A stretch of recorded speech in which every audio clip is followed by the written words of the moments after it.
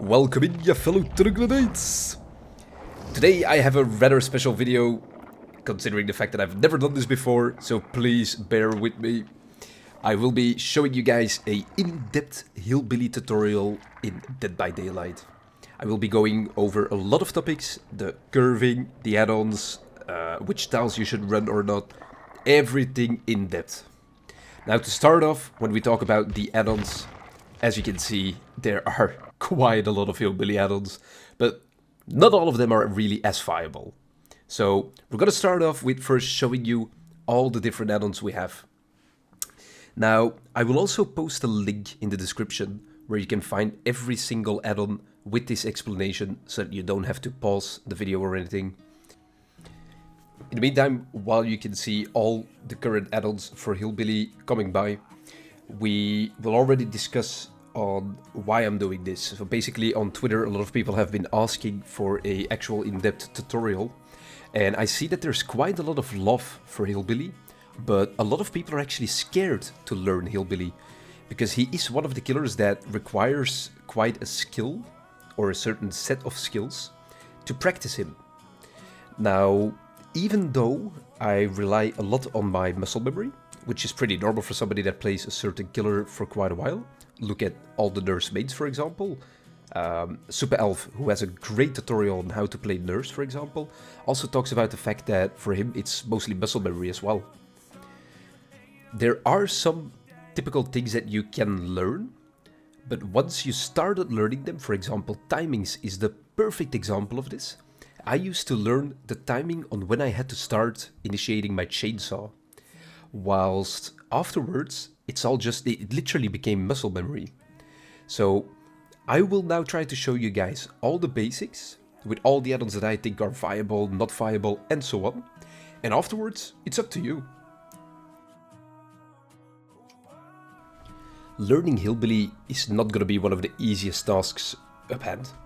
You have to realize that just like every other killer, to understand every single mechanic, every single curve, everything, you will need to keep on practicing. If I look back at my oldest clips and my oldest montages when I had about 80 to 100 hours, I think of myself, okay, that was pretty stupid. But at the other hand, it's the learning curve. Around this time, I think I have an average of 1000 hours on Billy. So I've garnered quite a skill set to know what to do.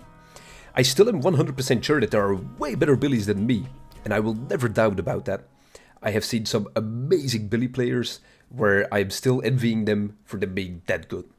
But it's all about learning and bettering yourself. So even though you can't do correct curves from the beginning, don't give up. Keep on trying and just go for it. And as I said before, I hope this tutorial will help. Now onto the viability list. In this list I will show you which add-ons I think are viable, not viable, or are meant for memes. Now, yet again, this can vary with other people's opinions. Reduces the recovery time after hitting an object with the chainsaw is not that viable. Increases the overheat limit, which will basically allow you to rev more. Decreasing the collision zone during a chainsaw sprint, not viable. More blood points, but not an insta-down, so this is an absolute meme. Increases the steering, which could be fun on an open map, as you will see later on in the combinations. This accelerates the chainsaw cooling rate. This is one of my most used add-on.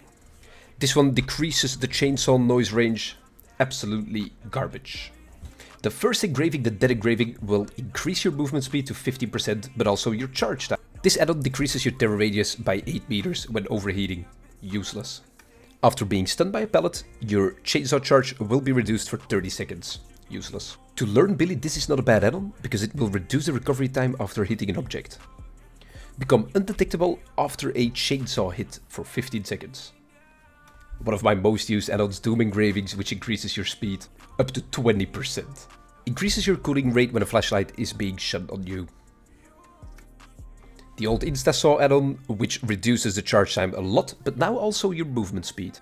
Tremendously increases your chainsaw sprint steering, but also your bump time. Reduces the heat when starting your chainsaw, but is worse than a muffler and the filter. One of the best add-ons because you can break a pellet and still continue your chainsaw run. Your chainsaw will be silent outside of their radius, which is good for a meme build. And this is the same with the last add-on. You'll become undetectable after maintaining a chainsaw sprint for 2 seconds. If you're still in the learning phase, I would recommend these 6 add-ons.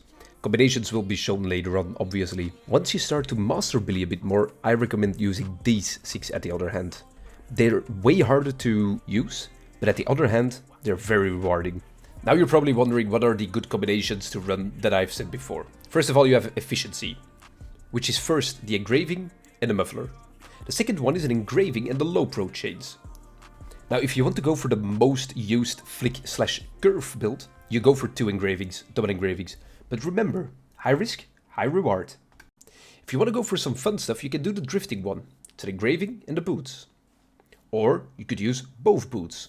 Then you can steer like an actual drifting billy. Now that we've gone over most of the add-ons and which I think are viable or not, still on you to decide whether you think I'm right or wrong, let's go over the actual basic mechanics. So let's start off 100% basic. When you use Billy's M2 power, you will use his chainsaw and go straight forward. Against relatively new players, this is the absolute way to go. You'll see they will not be looking back and you can easily hit them. However, when you go against a decent survivor, somewhat decent, they will be looking back and they will dodge it at the last second. However, whilst you're using your M2, you could also feather the chainsaw. Feathering your chainsaw has one really big downside, which is the overheat mechanic. You will overheat by just feathering. However, it is a really commonly used technique where you catch up to a survivor to the moment you're within distance to get a certain hit. Even though they do left, right juking, you will still get the hit. Now onto the map traversal. Using Billy's M2 power allows you to traverse the map by steering with your mouse left and right. Either you start off in a straight line and steer by, like I'm doing right now, or you could start your chainsaw, as shown in this clip, and take a small turn at the end. You can either take a turn at the end of your chainsaw, or a little bit faster. And then you'll see this happening, you can take a way sharper turn. Choosing when to flick will actually make a difference. Not only the fast turning in the beginning will make a difference, but also the angling. As you can see in these 2 clips, I angled my chainsaw different when I started. This means that in the first clip that I'm showing right now, I wouldn't have been able to hit a survivor behind this car. Whilst in the second clip shown, because I angled different, even though I'm in the same position, I would have been able to actually hit the survivor there. In case of a survivor being on the left side, I would automatically angle myself to the right, because I know I will be able to take a sharper turn afterwards. If I would now go straight forward, I would have been limited by all the obstacles in between. So that's why I automatically angle to the right. As you can tell in this professionally made picture, I show you on the red line why you wouldn't have been able to curve, whilst if you angle to the right, you will be. It's pretty basic, but it shows the difference. Later on in the tutorial, you will also notice that angling is actually way more important than most people think. Especially when you're going for certain curves on specific tiles. The angling will make it either possible or not. When it comes to distancing your curves, I can only say that a lot of it is muscle memory. And that you have to learn for yourself which curves you do on which kind of tile. However, I'll show you the difference. If you start pretty far off from the object, you'll see that you can't make it in a sharp turn. If we distance ourselves a little bit closer, we will already be able to take a sharper turn, but still not good enough. Flicking your mouse earlier just doesn't work either. So don't just think if you up your DPI or something that you'll be able to. In this clip you'll see that I get closer to the car and they were actually sliding around closer and closer. This is purely distancing. But yet again, flicking your mouse way harder does not just work. And finally, in the last clip, you'll see that the distancing is perfect, which allowed me to actually curve/distance myself in such a way that I could curve that car. Yet once again, this is muscle memory and you'll teach yourself, without a doubt. Now onto the part what most people have been asking for. How to curve, how to flick, all the different tiles, the different ways of flicking, the non-collision tiles, all those things. That's what we'll be going over next. What you'll have to teach yourself is where to start revving your chainsaw.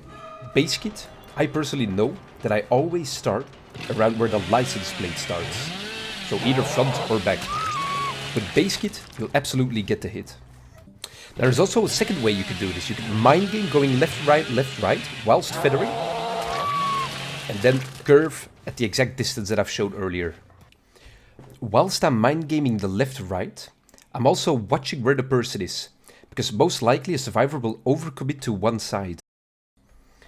As you can see, whilst I'm going left, right, I'm watching where the head is of the current survivor. In this example, he disappears behind the cabin, so I know that he overcommitted to the right. That's why I choose to flick from the right to the left side rather than left to right. This Picasso-like picture will show you what I mean. The fact that I, standing in the middle, cannot see Nia because of the cockpit means that she's more to the right of the center rather than to the left. This obviously means that a counterclockwise curve in this case will actually get the hit rather than going clockwise. In this shot, it's the other way around. I could still see her being more to the left side rather than the right side. That's why I chose to curve clockwise. This, for example, is a small trick that I personally use, and I know a lot of billies do that as well. Because the art of doing this is getting the survivor to the side you want them to be. If you want to go for a counterclockwise curve, then you know where you want to have them. And then the mind game starts. And that's how you actually get your curves, by mind gaming them properly into your curve. Now that I've shown you the most basic curve with the base kit, I will also show you these two cars. These cars do not have collision. It is really fun to know, because the interaction with the car is completely different. As you can see, you slide off this car, rather than bump into it. There are a few tiles in this game that actually have this kind of collision. As you can see, this car as well. It's good to know this, because once you get the hang of actual curving, you can start doing really cool curves and flicks on these kind of cars, or objects. Now obviously having no collision also comes with a downside. You cannot overflick. As you can see in this example, I overflick and it brings you back. So there is still some kind of timing bound to it, which you yet again have to learn for yourself a bit. Then once you master it, these kind of curves are going to be child's play. These kind of objects always work both sides. Now it's not only cars that have no collision. In this clip you'll see that these boxes do not have collision either. And this is the fun part about Billy, finding those spots. Now that you know that these objects don't have any collision, you can start doing the mind game. Back and forth whilst feathering and hitting the curve. Same way if you want to run around with the survivor one time, and then you start the mind game yet again. It's all about zoning them to where you want. The no collision on these cars is actually so insane. It makes it so much fun to hit a curve. The most important part about the no collision curves is that you can start your curve way earlier. So rather than first angling your chainsaw and then turning 90 degrees to the right, you can already start turning here.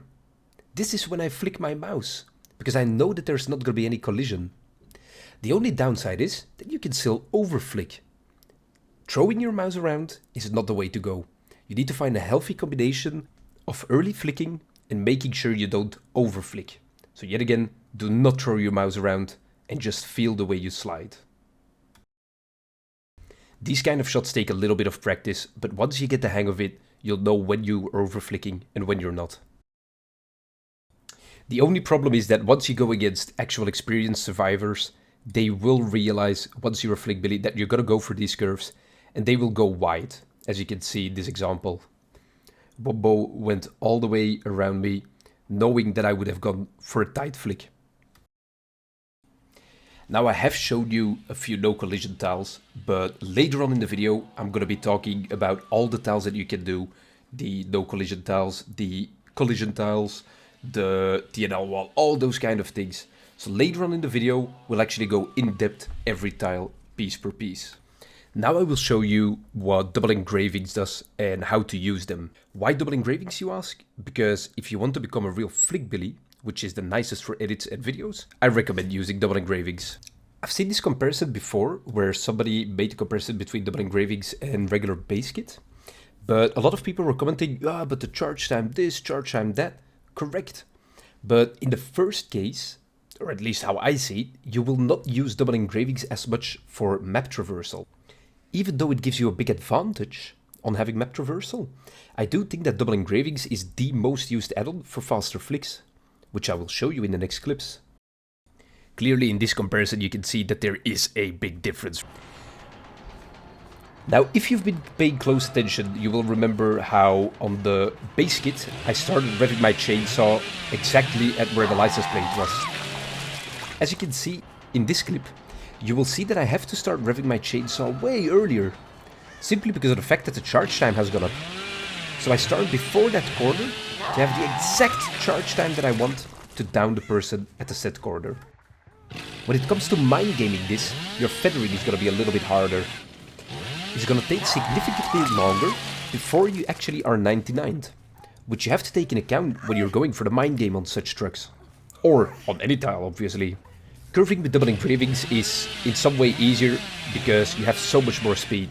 So you'll be able to catch somebody off guard easier than base kit. IG, you'll never flick me. To give you an example, this bit was actually not staged.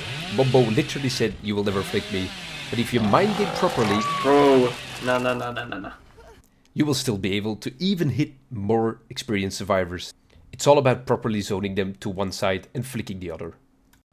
Also, the extra speed buff you get from the double engravings does catch people off guard who think you will not be able to make it, as shown in the previous clips.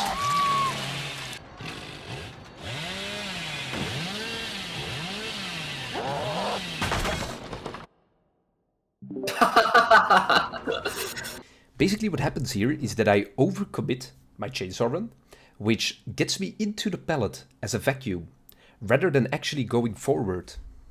That's why I press so hard to not overthrow your mouse, especially not on tiles that have no collision. There's no use to that. Here you'll see that I will not flick my mouse too hard, we fake the pallet, and we just keep on going straight forward. In this example I did not overflick my mouse too much, which I did before. So this means we fake the pallet, and we just take a slight turn, rather than really throwing our mouse to the right. Remember, we're now in a no collision car, so basically there's no need to overthrow your mouse. You can always adjust a little bit left, so you don't have to overthrow. Yet again, overthrowing is really bad. And this is the last example of a no collision car, and the combination of double engravings. As you can see, I do the little bit more experienced turn around your back mind game, but it's obviously about the no collision. Since you now know about no collision tiles, you should know that this car is also no collision.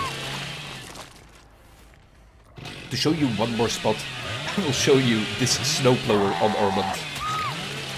As you can tell in this clip, I can start revving my chainsaw really early, feather it up to 99, and initiate my curve at the left side. Pay close attention, I'm already starting on this corner, because I know the timing of double engravings, and I can already let go of my feather here.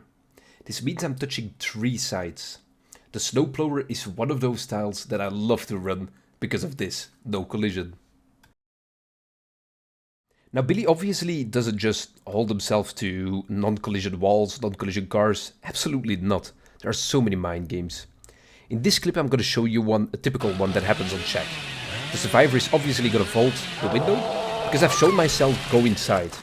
But rather than actually going inside, I turn around, angle my chainsaw, and pay close attention to how I angle my chainsaw there. I chose to take distance from Shaq, so that I can initiate my chainsaw curve a little bit later. If I would hug Shaq, I would have to start later.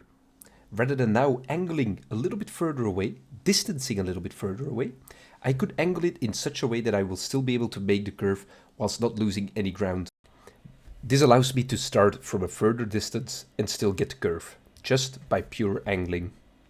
Now one of the biggest tips. This may seem like common knowledge for most of you, but once you're in a dead zone as Billy, never ever clobber. The survivor will be allowed to go to a next tile whilst you have an insta down. So just use your chainsaw and do not clobber in the dead zone at all. There are many variations to jungle dims of course, but when running double engravings, I suggest if you're not good at feathering, to rev a little bit later than I showed in this clip right now. Because I'm familiar with feathering my chainsaw, I can start early. This allows me to either get the snipe on the window, or at least force the survivor to take the window, rather than going to the right and taking the pallet. That's why I choose to feather rather early. In this case, even if the survivor would have gone to the right side rather than taking the window, we would have been feathered up to 99%, which would have allowed us to curve to the right. A good survivor will most likely fake the vault and go to the right, and that is something you need to learn on reading. But that is common killer sense rather than actually learning. Now, even though I'm a Billy main, I do recommend clobbering on TNL walls. Unless you're a really experienced Billy, you can try and go for flicks on TNL walls. But learning Billy, I absolutely, no matter what add-on you're running, recommend you to use your clobber stick. The last combination of add-ons that I want to talk about is the Drift King Billy or the Sniper Billy add-ons. These are the turning rate add-ons that I showed you in the beginning. If you don't want to go for the typical Flick Billy, which I've been showing and which I mostly play, you can also go for Drift King Billy. Drift King Billy gets its name from the fact that you can keep on steering whilst chainsaw running. As you can see, I can freely go left and right and adjust my chainsaw. This allows you to do cross-map snipes, hence the name Sniper Billy as well. This is another way of enjoying Billy. The way I enjoy Billy with double engravings can also be enjoyed with 2 steering add-ons, like I showed you the possible combinations. A fellow friend of mine, drumroll Tony, is actually a content creator who only plays Drift King Billy. He's super great at it. I'll make sure to link him down below. But as I said before, it's up to you to decide what kind of Billy gameplay you want. But both ways are valid and are super fun to learn. Now that you've seen all the possible combinations that you can run, we're gonna head over to the perk builds. Now these perk builds will vary per add-on build I've done, and yet again it's pretty personal on what you like to run. For example, my main build consists of barbecue and chili, especially for the blood points but also the aura reading, infectious fright for close by survivors to snowball with Billy, lethal pursuer for 9 seconds of aura reading in the beginning of the game, and shadowborn for the extra FOV. Mainly to see what a survivor is mind gaming. Is he going left? Is he going right? Where should I curve? Shadowborn comes in really handy for that. When you want to go for actual efficiency and you're not as familiar with Billy yet or not as confident, you could be taking this build, either with low pro or with a muffler. Because of Tinkerer, you will get notified the moment a gen is about to pop, or within the next 12 to 24 seconds, depends on how many survivors are on. And with Ruin, you can push them off the gen, so that the gen will start regressing again. Bam Bam is a perk that I personally don't like to run, but I do agree that beginning players could be using Bam Bam. Really experienced players in comp scene, for example, comp DBD, will be using Bam Bam every time, because they know that the survivors are capable of looping them on every tile. Now, I do think that when you're learning Billy, you shouldn't be using Bam Bam as much, because you will rely on it too much. And you first need to learn which tiles to curve and how to curve them. But yet again, for a starter, it's absolutely fine. If you'd choose to go for double engravings, you could still stay or stick with Bam Bam, but personally, I would take out Bam Bam as one of the first perks and change it for Brutal Strength.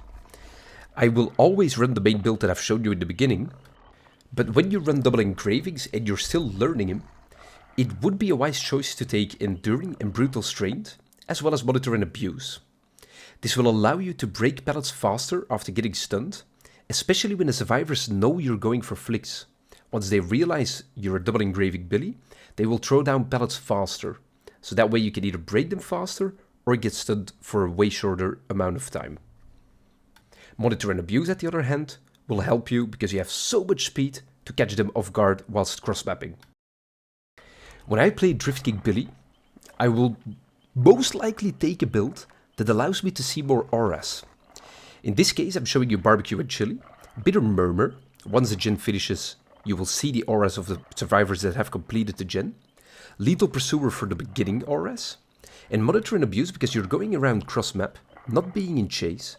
So yet again, same story as with double engravings, you'll be able to catch people off guard doing gens, for example, purely because your terror radius is that much smaller with Monitor and Abuse. So it is a fun addition, and I think it is a need for Drift King Billy, in my humble opinion. If you've made it this far into the video, I would just like to thank you a million times for watching me for, I don't know how long this video is going to be, about 20 to 25 minutes, I really don't know yet. I'm really grateful that you guys have been watching for this long. Also, I do want to thank everyone on Twitter that has been encouraging me to actually go for this kind of video, since I've never done it. I do know that this may not be the best video or the best in-depth tutorial yet, but as far as I'm concerned, I haven't seen too many in-depth tutorials yet. So I wanted to bring you guys something, and hopefully you guys learn a little bit from this tutorial. And if there are any questions, just DM me on Discord, DM me on Twitter. I do want to thank Reknak and Schmall because they have taught me Billy back in the days, and I wouldn't be where I am right now without them teaching me. So stay tuned, because there will be more videos about this topic, and most likely about Skybilly. I know some people have thought that I would already do a Skybilly tutorial, but that takes so much more time that I'm willing to do this on the next video if you guys enjoyed this kind of tutorial. So make sure to stay tuned, and yet again, if I may ask, leave a subscription, leave a like, and comment down below what you thought of this tutorial. If there's anything else, please do contact me. I'm always open for DMs. I've been daisy, life is getting hazy. I can take it, life is fucking crazy. Yeah, I'm new to this, don't know much, my baby.